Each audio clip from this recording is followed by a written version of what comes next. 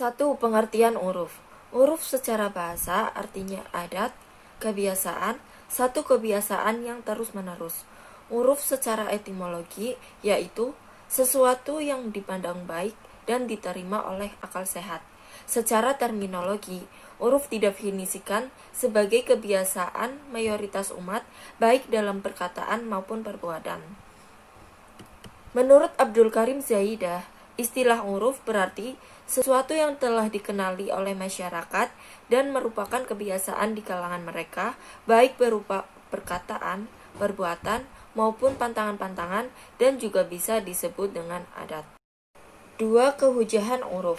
Adapun kehujahan uruf sebagai dalil syara didasarkan atas argumen-argumen sebagai berikut.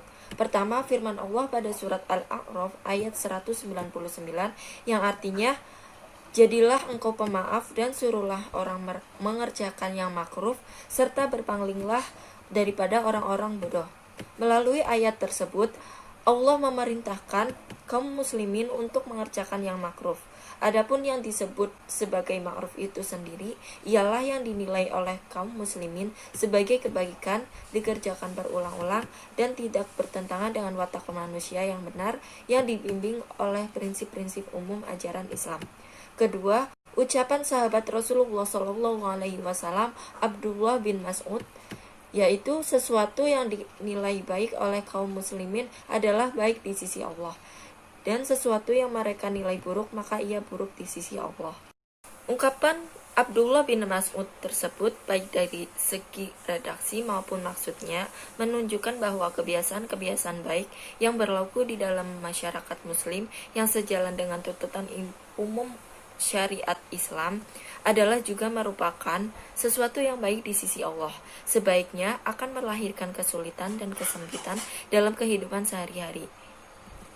Padahal pada itu Allah berfirman pada surat Al-Maidah ayat 6 yang artinya Allah tidak hendak menyulitkan kamu, tetapi Dia hendak membersihkan kamu dan menyempurnakan nikmatnya bagimu supaya kamu bersyukur. Kebiasaan yang benar harus diperhatikan dalam pembentukan hukum syara dan putusan perkara. Adapun adat yang rusak, maka tidak boleh diperhatikan karena memperhatikan adat yang rusak berarti menentang dalil syara atau membatalkan hukum syara. Hukum yang didasarkan pada adat akan berubah sebab perubahan masalah asal. Oleh karena itu, dalam hal perbedaan pendapat ini, para ulama fikih berkata, perbedaan itu adalah pada waktu dan masa, bukan pada dalil dan alasan. Saya Risma Novia Dwi Astuti, NIM 4219030, akan menjelaskan poin yang kedua, yaitu macam-macam huruf. Yang pertama, ditinjau dari jenis pekerjaannya, huruf ada dua, yaitu huruf qauli dan huruf fi'li. Huruf qauli adalah jenis kata, ungkapan, atau istilah tertentu yang diberlakukan oleh suatu komunitas untuk menunjuk makna khusus dan tidak ada kecenderungan makna lain. Sedangkan huruf fi'li yaitu jenis pekerjaan atau aktivitas tertentu yang dilakukan secara terus-menerus dan dianggap sebagai norma sosial. Yang kedua, ditinjau dari aspek kuantitas pelakunya, huruf ada dua, yaitu huruf am dan huruf khas. Huruf am adalah bentuk pekerjaan yang sudah berlaku menyeluruh dan tidak mengenal batas waktu, pergantian generasi, dan letak geografis. Sedangkan huruf khas adalah sejenis kebiasaan yang berlaku di kawasan atau komunitas tertentu dan tidak dikenal di komunitas lainnya. Secara umum, huruf dapat dikategorikan menjadi dua, yaitu huruf sahih dan huruf fasid. Huruf sahih adalah segala sesuatu yang dianggap baik oleh umat manusia dan tidak bertentangan dengan dalil syara. Sedangkan huruf fasid adalah huruf yang jelek dan tidak bisa diterima karena bertentangan dengan dalil syara. Demikian penjelasan dari saya, kurang lebihnya mohon maaf, terima kasih. Dan untuk poin yang ketiga akan dijelaskan oleh saudara Maskuri.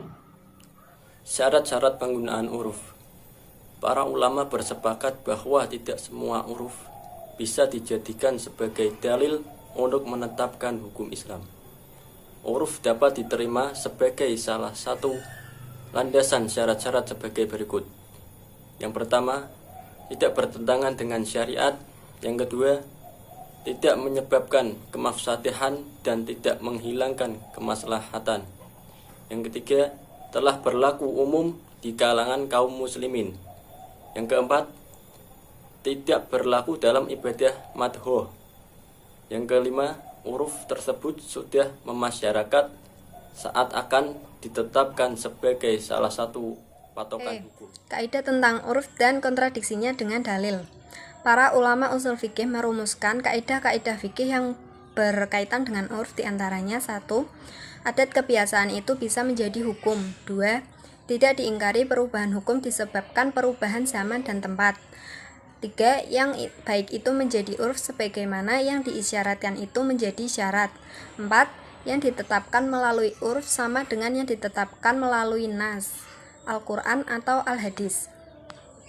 Apabila ada uruf yang berlaku dalam masyarakat bertentangan dengan nas, baik Al-Quran maupun hadis, maka para ulama usul merincinya sebagai berikut. Apabila bertentangan dengan nas yang khusus, yang menyebabkan tidak berfungsinya hukum yang dikandung dalam nas tersebut, maka dalam kasus ini tentu saja uruf tidak dapat dipakai dan dijadikan sebagai dalil.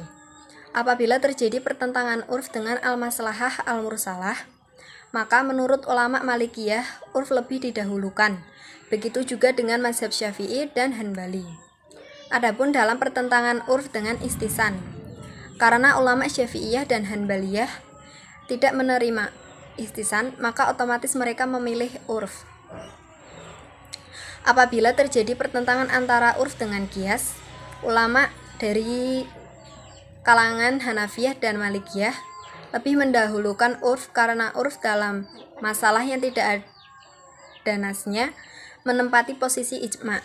Menurut Ahmad Az-Zarqa bahwa baik Syafi'iyah dan Hanbaliyah secara prinsipal lebih mendahulukan uruf daripada qiyas.